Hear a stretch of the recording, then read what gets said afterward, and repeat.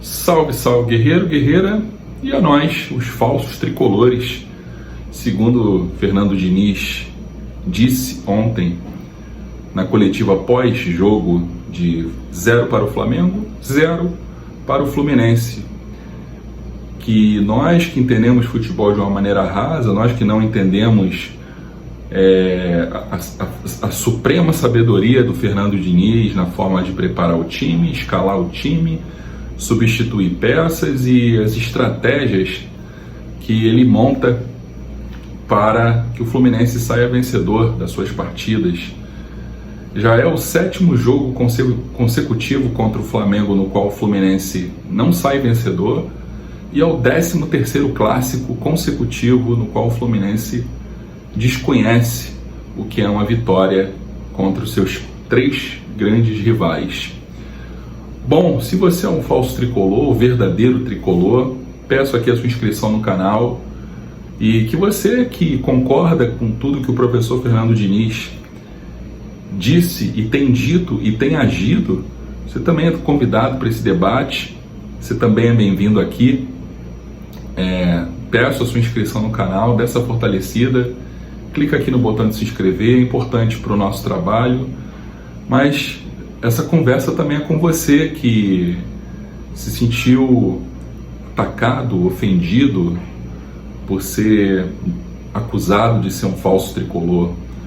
Mas o que é ser um verdadeiro tricolor? É dizer amém para tudo que Fernando Diniz faz? É dizer amém para tudo que ele pensa sobre futebol, aquele discurso maravilhoso, encantador, apaixonante de quando ele fala sobre o ser humano, sobre quando ele fala sobre a vida do jogador, sobre ressignificar carreiras de jogadores, pessoas, para muito além das 4 linhas. Tudo isso é muito lindo, muito apaixonante, é encantador, mas não é sobre ter sido eliminado do Campeonato Carioca, é sobre como essa eliminação constrangedora de ontem foi se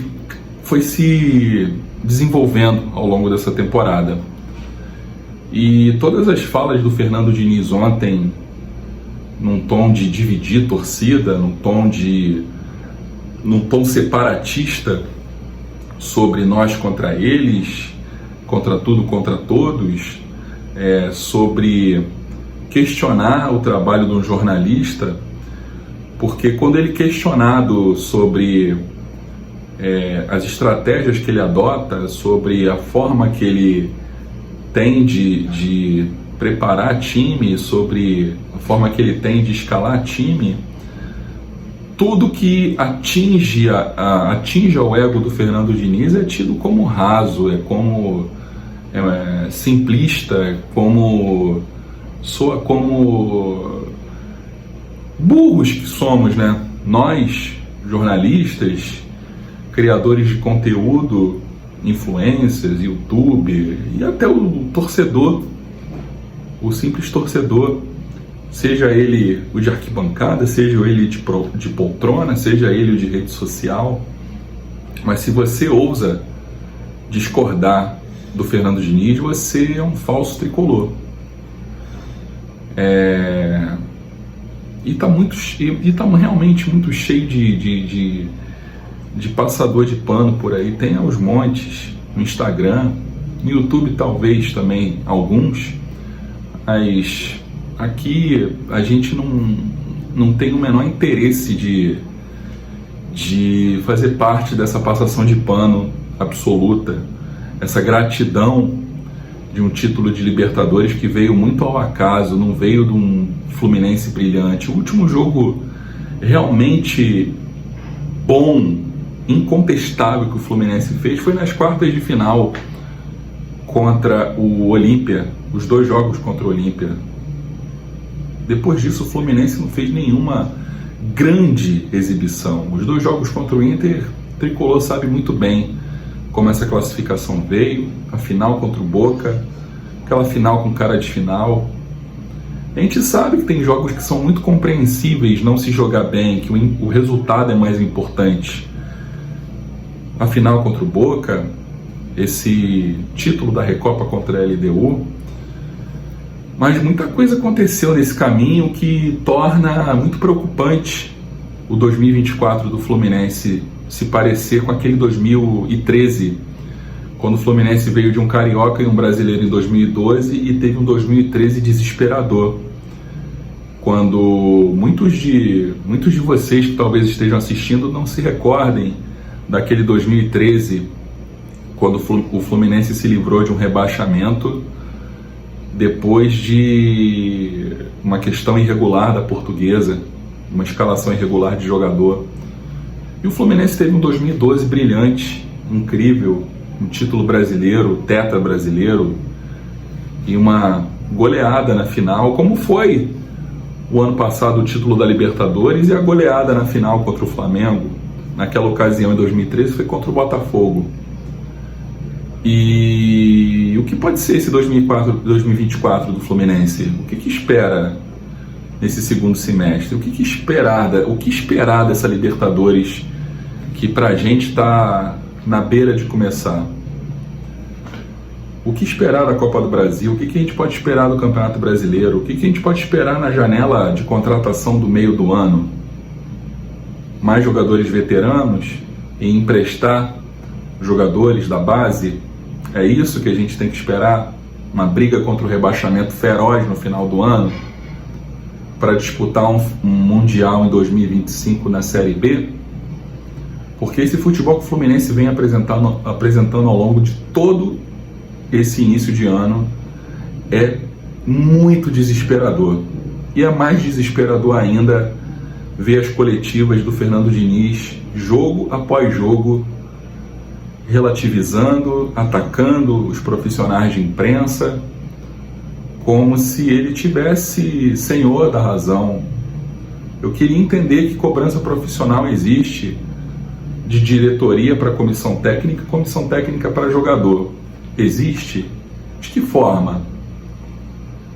E esse vídeo é muito curto, não estou nem aqui para falar sobre o jogo, porque o resumo do jogo foi aquele 0-0 no qual o Fluminense teve aquela posse de bola que a gente já conhece, mas aquele arame liso que a gente conhece também nesses clássicos. E é mais um jogo que o Fluminense pouco chegou, pouco finalizou.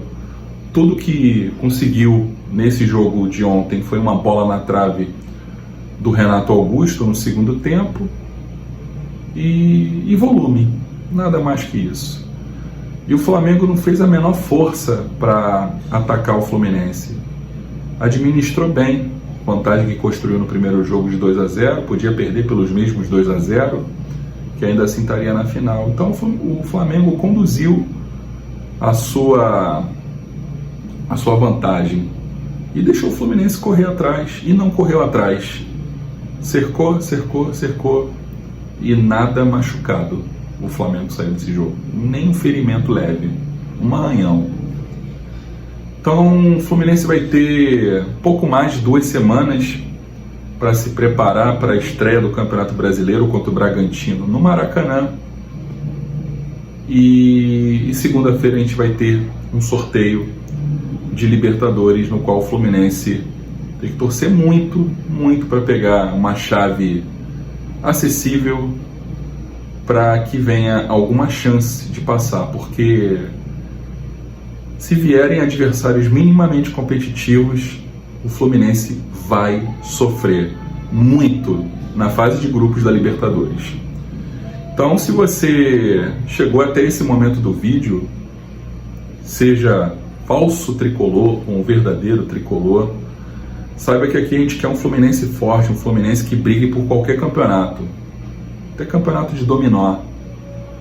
Eu quero ver um Fluminense vencedor. E não era só sobre um campeonato carioca, só um campeonato carioca para quem já ganhou uma Libertadores. Eu quero ganhar o carioca, quero um campeonato carioca que não venha desde a década de 80. E eu quero ver mais títulos do Fluminense esse ano. Temos aí uma Libertadores para disputar, uma Copa do Brasil para disputar e um Brasileiro para disputar.